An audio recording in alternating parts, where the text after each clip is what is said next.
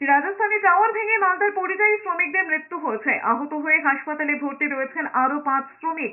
খবর পৌঁছতেই শোকের ছায়া নেমে এসেছে মালদার ইংরেজ বাজারের মিল্কি এবং শোভানগর গ্রাম পঞ্চায়েত এলাকায়। জানা গিয়েছে, ইংরেজ বাজারের মিল্কি গ্রাম পঞ্চায়েতের বাসিন্দা বছর 20 সামিউল শেখ সহ 6 জন সোমবার রাজস্থানে টাওয়ারের সাইটে কাজ করছিলেন।